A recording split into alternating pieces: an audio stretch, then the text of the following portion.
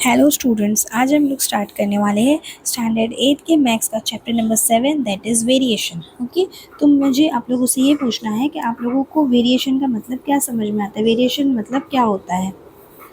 Wait a minute. Variation मतलब क्या होता है? वेरिएशन का मतलब होता है, देखो, अगर कोई दो सेट ऑफ वैल्यूज़ गिवन है तो उनके बीच में रिलेशन क्या है। जैसे कि एक वैल्यू के चेंज होने की वजह से दूसरे वैल्यू के ऊपर क्या असर पड़ता है, उसको हम लोग बोलते हैं वेरिएशन। जैसे कि देखो, मैं आप लोगों से एक चीज़ बोलती हूँ कि अगर मैंने आप लोगों को होमवर्क दिया है, ओके, मैंने आप लोगों को होमवर्क दिया है, मैंने आप लोगों को बोला है कि आप लोग 10 सम्स करके आइए, ओके, और मैंने आप लोगों को बोला है कि 10 सम्स करने को आप लोगों को लगेगा half an hour, 30 minutes. Okay okay, 10 sums करने को 30 मिनट लगेगा। तो अगर समझो कि कल को मैंने आप लोगों को 20 सम्स दिए वही सेम एक्सरसाइज के, तो आप लोगों को कितना टाइम लगेगा? 60 मिनट लगेगी। ओके, मतलब अगर सम की क्वांटिटी बढ़ रही है तो आप लोगों का टाइम भी बढ़ रहा है, राइट। तो सम बढ़ा तो टाइम बढ़ेगा। ओके, और अगर सम कम कर दूंगी तो मैं आपको बोलूँगी 5 ही सम दूंगी, तो आप लोगों का टाइम कम हो जाएगा।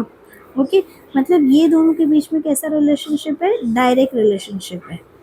ओके, ये लोग दोनों के बीच में कैसा रिलेशन है? डायरेक्ट रिलेशन है। ओके, इसके लिए हम लोग इसको क्या बोलेंगे? इसको हम लोग बोलेंगे डायरेक्ट वेरिएशन। ओके, अगर एक क्वांटिटी के बढ़ने की वजह से दूसरी क्वांटिटी बढ़ती है तो उसको हम लोग क्या बोलेंगे? Direct variation. और फॉर एन एग्जांपल, मैंने आप लोगों को कुछ प्रोजेक्ट वर्क दिया है।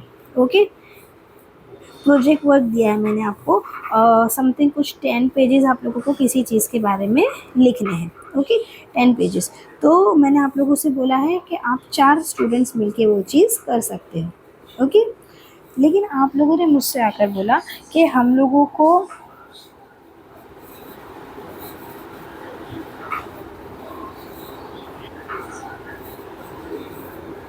ओके 4 स्टूडेंट्स मिलके करो, तो आप लोगों ने मुझसे कहा कि हम लोगों को ये करने में 2 डेज़ लगेंगे। ओके, ये करने में आप लोगों को कितने डेज़ लगेंगे?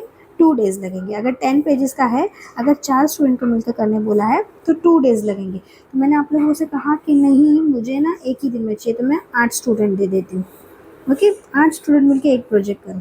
8 स्टूडेंट मिलके करेंगे तो कितना डे लगेगा? 1 ही डे लगेगा, है ना। मतलब 8 स्टूडेंट मिलके एक ही काम करोगे तो जल्दी हो जाएगा। और अगर कभी मैं बोलती हूँ कि नहीं, मुझे 4 स्टूडेंट्स, मैं आप लोगों को 2 ही स्टूडेंट्स दूंगी, 2 स्टूडेंट्स मिलके 10 पेजेस का प्रोजेक्ट कंप्लीट करके लेकर आओ, तो फिर आप लोगों को कितने डेज लगेंगे? आप लोग बोलोगे कि नहीं, अब तो हम लोगों को कितने डेज लगेंगे? 4 डेज लगेंगे। मतलब एक क्वांटिटी के बढ़ने की वजह से दूसरी क्वांटिटी कम हो रही है, और दूसरी क्वांटिटी के कम होने की वजह से पहली क्वांटिटी बढ़ रही है ना। अगर स्टूडेंट्स कम हो जाएंगे तो डेज बढ़ जाएंगे, और अगर स्टूडेंट्स बढ़ जाएंगे तो डेज कम हो जाएंगे। ओके, तो इसका मतलब क्या हुआ? ये दोनों के बीच में कैसा रिलेशन है? इनडायरेक्ट रिलेशन है। ओके, तो इसके लिए हम लोग इसको कौन सा वेरिएशन बोलते हैं? या तो हम लोग इसको इनडायरेक्ट वेरिएशन बोलेंगे, या तो हम लोग इसको इनवर्स वेरिएशन बोलेंगे। ओके, होप आप लोगों को ये चीज़ समझ में आई होगी। तो अभी हम लोग स्टार्ट करते हैं हमारे सम्स के साथ। ओके, तो पहला वाला सम क्या है? एक मिनट। तो हमारा पहला सम है प्रैक्टिस सेट नंबर 7.1। तो देखो, right the following statement using the symbol of variation. Okay, तो देखो, वेरिएशन का सिंबल भी रहता है, ये ना, ये वेरिएशन का सिंबल है। ओके, ये डायरेक्ट वेरिएशन रहेगा। मैं बताती हूँ, circumference of a circle is directly proportional to its radius. तो फॉर एन एग्जाम्पल हम लोग सर्कमफेरेंस के लेंगे सी, उस वहाँ पे गिवन है डायरेक्टली प्रोपोर्शनल। डायरेक्टली प्रोपोर्शनल की साइन ये है। Okay, directly proportional to its radius हो गया। And now second one.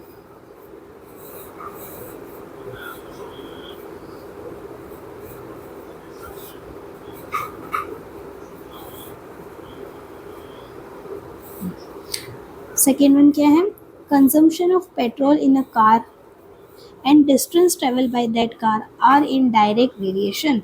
तो L is in direct variation with D. Okay, direct variation रहेंगे तो डायरेक्टली वही दोनों को आमने सामने लिखना रहता है। ओके, अभी नेक्स्ट है क्वेश्चन नंबर 2। क्वेश्चन नंबर 2 में हम लोगों को क्या करना है, हम लोगों को कंप्लीट द टेबल करना है। ओके, तो कंप्लीट द टेबल में देखो, पहले यहाँ पे नंबर ऑफ एप्पल्स गिवन है और यहाँ पे गिवन है कॉस्ट ऑफ एप्पल्स। ओके, इसको दिया हुआ है x और इसको दिया हुआ है y। यहाँ 1 है तो यहाँ 8 है, यहाँ 4 है तो यहाँ 32 है, यहाँ डैश 56, यहाँ पे 12 है तो यहाँ पर डैश है, एंड यहाँ पर डैश है ऊपर और नीचे है 160।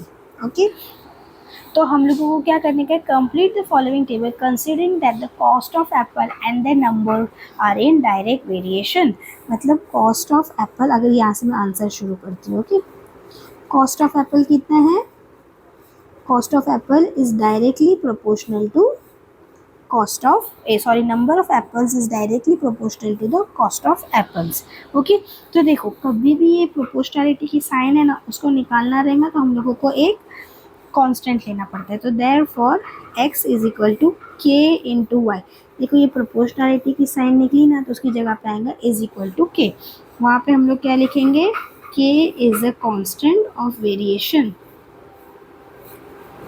इसमें एक और ट्रिक रहती है, वो मैं आप लोगों के ख़त्म होने के बाद बताऊंगी, वरना आप लोग ये सम सॉल्व ही नहीं करोगे, डायरेक्ट ट्रिक ही इस्तेमाल करोगे। ओके, तो ये हो गया x इज इक्वल टू के इंटू वाई, राइट। तो अभी हम लोग क्या करेंगे, पहला वाला हम लोगों को गिवन है, राइट। तो हम लोग क्या है, पहले k की वैल्यू फाइंड करेंगे। हमेशा ये करने का कि k की वैल्यू फाइंड करने का। तो पहले हम लोगों को क्या गिवन है, when x is equal to 1 y is equal to 8। तो हम लोग ये वाला इक्वेशन जो है ना उसमें पुट करेंगे, x इज इक्वल टू के इंटू वाई। एक्स क्या है, 1 है, और k कितना है फाइंड करना है, इंटू वाई। ओके, तो हम लोग k को क्या ले सकते हैं, ये 1 था, ये इसके नीचे आ जाएगा, 1/8 is equal to k. Therefore k is equal to 1/8। Okay, और ये क्या हो जाएगा हमारा constant of variation. Okay, constant of variation हो जाएगा। ओके, अभी मैं आप लोगों को यहीं पे कुछ सॉल्व करके बता देती हूँ थोड़ा।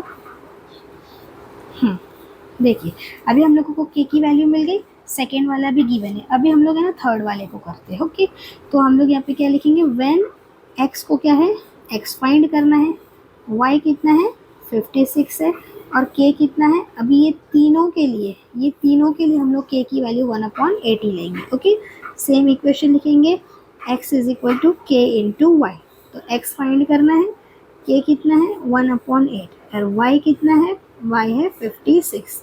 ये हो जाएगा 8 1 ज़ा 8, 8 7 ज़ा 56। ओके, इसको ऐसा मल्टीप्लाई कर देंगे तो x कितना हो जाएगा, x is equal to 7। Okay, तो अभी हम लोग क्या करेंगे, यहाँ पे फिल इन द ब्लैंक्स कर देंगे, यहाँ पे आंसर आएगा 7। ओके, अभी देखो यहाँ से ना मैं ये थोड़ा सा रब आउट कर देती हूँ और यहीं पे सम करने की कोशिश करती हूँ, क्योंकि पीछे अगर हम लोगों ने किया तो फिर बार बार आगे पेज लेना पड़ेगा। ओके,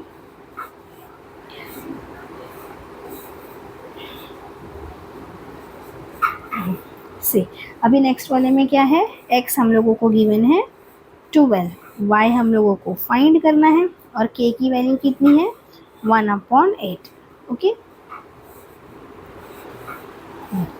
तो वापस से वही वाला फॉर्मूला लिखेंगे, x इज इक्वल टू के इंटू वाई। यहाँ हम लोगों को x की वैल्यू गिवन है और k कितना है 1/8 इंटू वाई। ओके, तो देखो ये सामने की तरफ जाएगा ना तो उल्टा हो जाएगा, 8/1 हो जाएगा इज इक्वल टू वाई। 12 8 ज़ा कितना होता है, 12 8 ज़ा होता है 96। तो x की वैल्यू कितनी आ गई हमारी, y की वैल्यू कितनी आ गई हमारी 96। फिर से यहाँ पे फिल इन द ब्लैंक्स कर लेते हैं हम लोग, 96 और ये थर्ड वाला। ओके, तो यहाँ हो जाएगा x हम लोगों को फाइंड करना है, y कितना है, y हम लोगों को गिवन है 160, और के कितना है 1/8। वापस से फॉर्मूला लिखो। ओके, तो फिर x कितना है फाइंड करना है, k है 1/8 और y कितना है 160। तो ये 8 1 ज़ा एंड 8 20 ज़ा, 8 2 ज़ा 16 एंड 0, तो x इज इक्वल टू 20। और फिर से हम लोग यहाँ पे फिल इन द ब्लैंक्स कर देते हैं। x कितना आया 20। ओके, समझ में आया आप लोगों को? अभी हम लोग स्टार्ट करेंगे नेक्स्ट सम।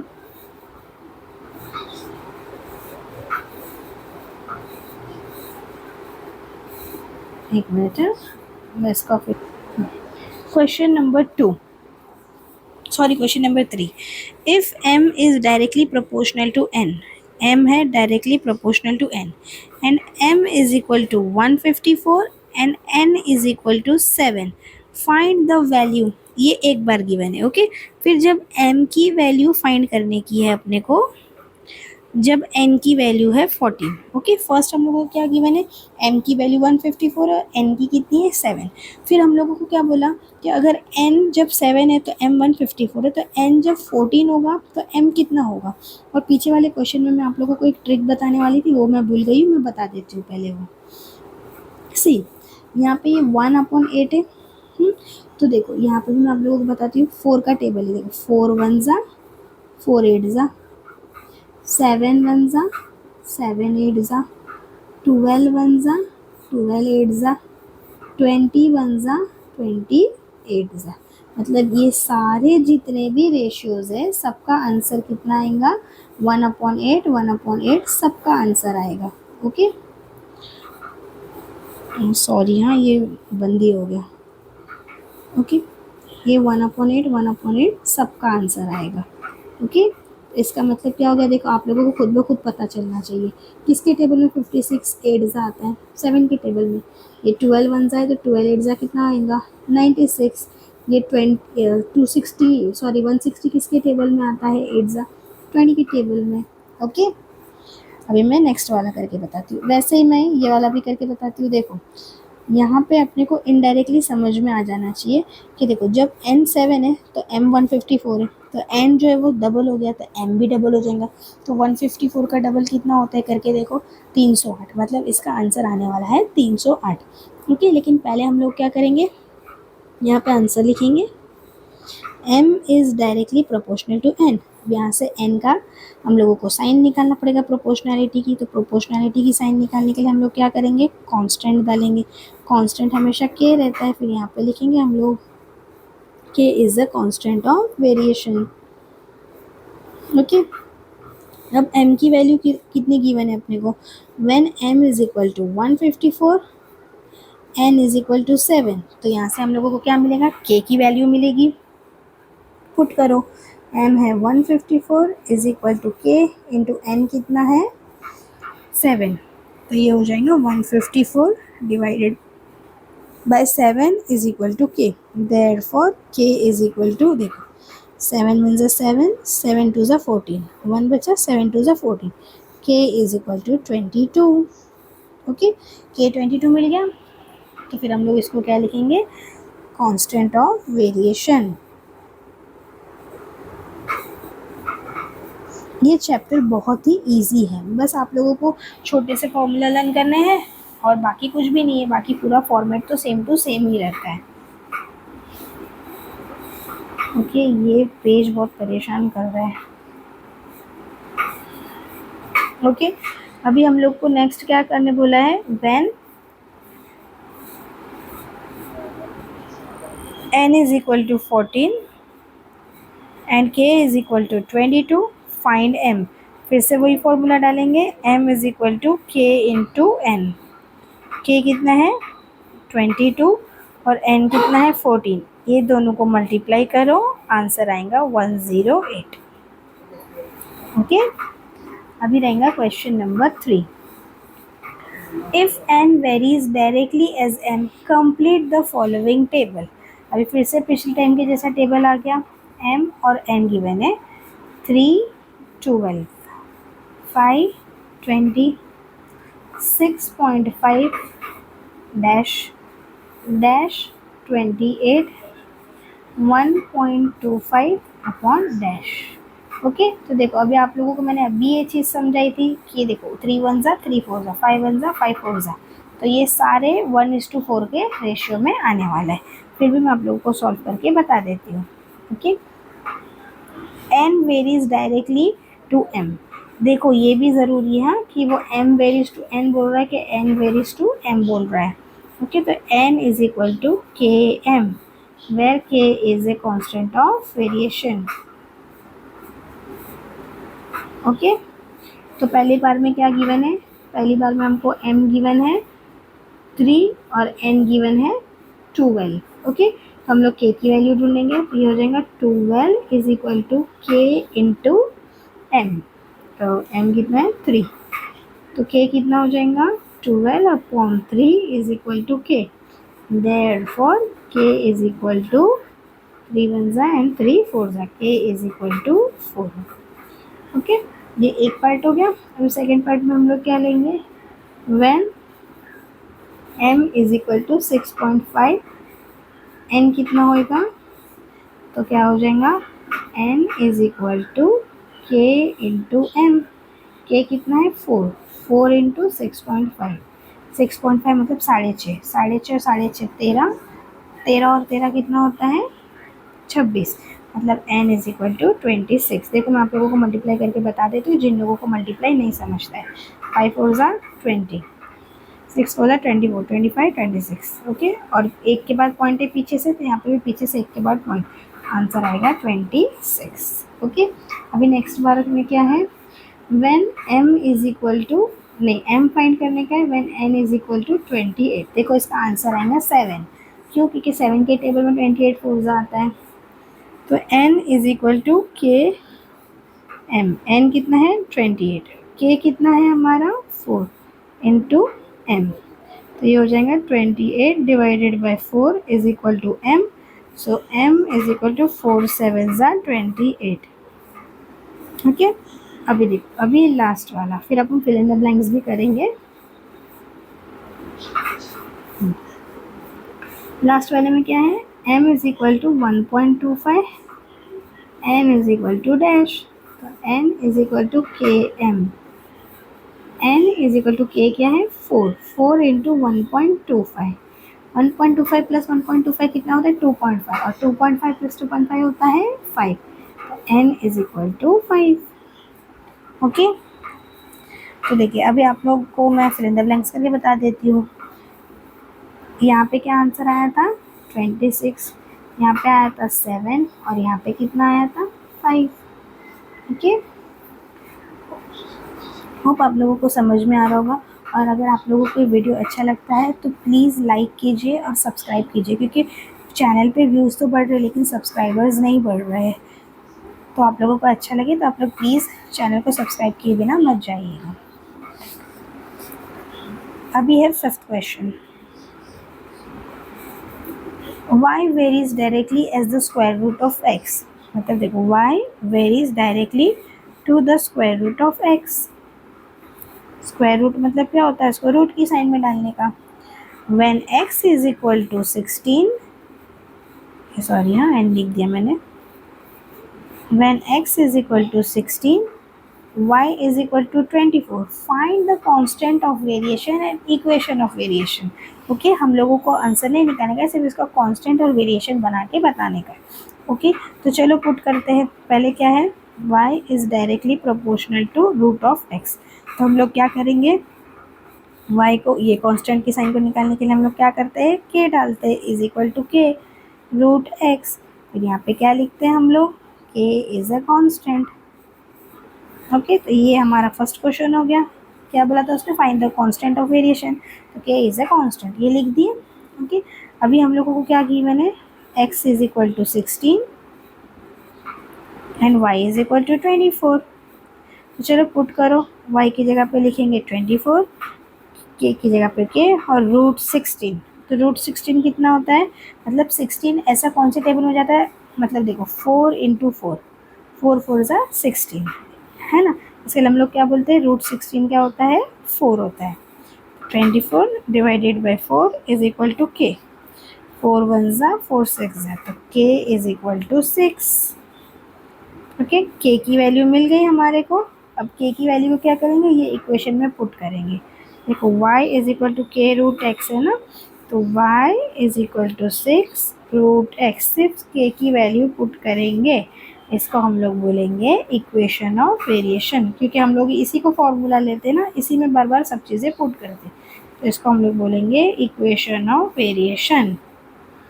ओके, होप आप लोगों को चीज़ें समझ में आई होगी। अभी next question, question number 6। Okay, the total remuneration paid to labourers, remuneration मतलब सैलरी एक तरीके से, मतलब उनका payment, employ to harvest soybean is in a direct variation with the number of labours. Okay, तो पहले हम लोगों को उन लोगों ने दिया नहीं है किसी चीज़ का नाम, पहले तो उन लोग शॉर्ट फॉर्म दे लेते थे, अभी हम लोगों को खुद डिसाइड करना पड़ेगा कि हम लोग को शॉर्ट फॉर्म का क्या नाम लेना है। तो let the remuneration be x, sorry be r, क्योंकि देखो रिम्यूनरेशन आर से आता है, आप लोग एक्स भी ले सकते हो, ए भी ले सकते हो, आप लेटर्स कुछ भी ले सकते हो। And the number of labourers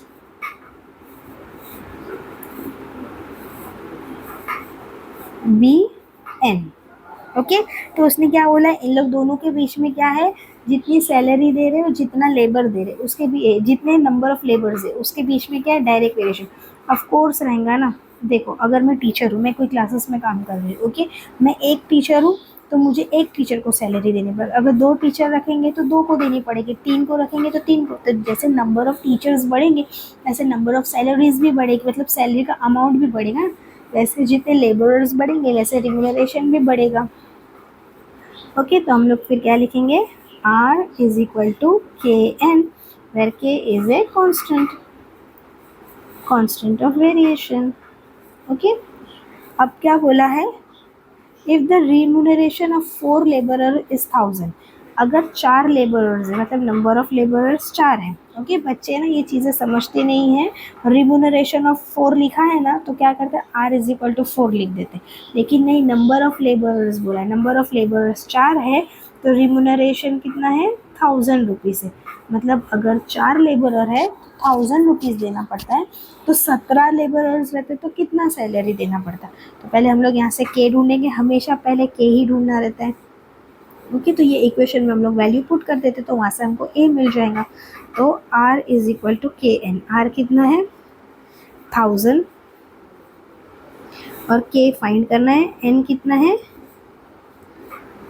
N तो 4 है। ओके, तो ये क्या हो जाएगा, 1000 divided by 4 is equal to k. 1000 के 4 पार्ट करेंगे तो कितने हो जाएंगे, 250, मतलब एक बंदे का कितना है, एक बंदे का रिम्यूनरेशन है 250 रुपया, तो 17 का कितना रहेगा। तो फिर अभी हम लोग लिखेंगे when n is equal to 7, r कितना होगा, तो r is equal to k n, r is equal to 250 into 17, 250 into 17 करके देखो तो आंसर आएगा r is equal to ₹4250। Okay, hope आप लोगों को ये चीज़ें समझ में आई होगी। आप लोगों को कुछ भी डाउट हो तो मुझे कमेंट सेक्शन में पूछ सकते हैं। Thank you for watching.